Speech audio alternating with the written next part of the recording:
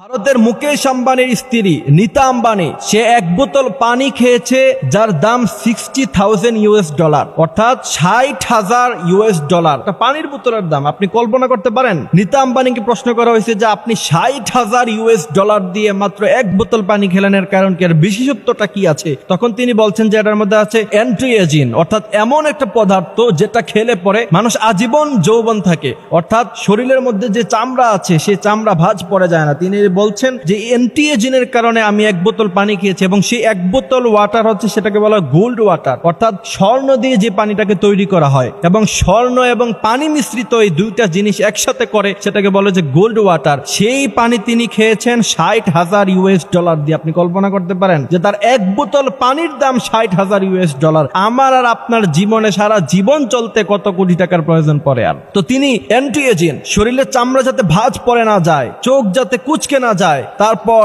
চুলগুলি যেন সাদা হয়ে না যায়, চুলগুলি যেন ঝরে না যায় বার্ধক্যের কারণে, এই কারণে তিনি অ্যান্টিএজিন খেয়েছেন। এবং অনেক কেমিক্যাল আছে যেগুলিকে বলা হয় অ্যান্টিএজিন, সেগুলি ইউজ করলে মানুষ তার চামড়া ভাঁজ পড়ে না, মাথার চুলগুলি ঝরে পড়ে না, তার যৌবনটা ঠিক থাকে। কিন্তু এর জন্য আপনাকে লক্ষ লক্ষ টাকা, কোটি কোটি টাকা খরচ করতে হবে। কিন্তু প্রিয় ভাইরা আমার, অবশ্যই আপনাকে একটা বিষয় জানতে হবে, এই যে যৌবনকালের যে বিষয়টা আছে সেটা আজীবন থাকবে হচ্ছে একমাত্র জান্নাতে। আর পৃথিবীর মধ্যে মানুষ শিশু থাকবে, বাচ্চা থাকবে, কিশোর হবে, আবার যৌবন আসবে তার, কিন্তু সে বেঁচে থাকলে আবার তাকে অবশ্যই বৃদ্ধকালে যেতে হবে। এটা নরমাল বিষয়। এটাকে আটকানোর জন্য যদি আপনি হাজার হাজার টাকা খরচ করেন, এটা কি জায়েজ হবে? এটা তো জায়েজ হবে না। আল্লাহ বলছেন থুম্মা রাদাদনাহু আসফালা সাফিলিন। প্রত্যেকটা মানুষকে অবশ্যই বার্ধক্যে যেতে হবে এবং বার্ধক্যে গেলে মানুষ এই যৌবনকালের কথা মনে পড়ে। এবং পৃথিবীর মধ্যে আরেকটা আশ্চর্য জিনিস, কোন মানুষ পৃথিবীতে বৃদ্ধ হতে চায় না। সবাই চায় যে আমি ইয়াং থাকি, আমি সুন্দর থাকি, আমার চোখগুলি ডাগর ডাগর থাকুক, আমার চুলগুলি ভালো থাকুক, আমার চুলগুলি লম্বা থাকুক, এমনটা সবাই চায়, যে তার চামড়াটা সবসময় টাইট থাকুক, এটা চায়। কিন্তু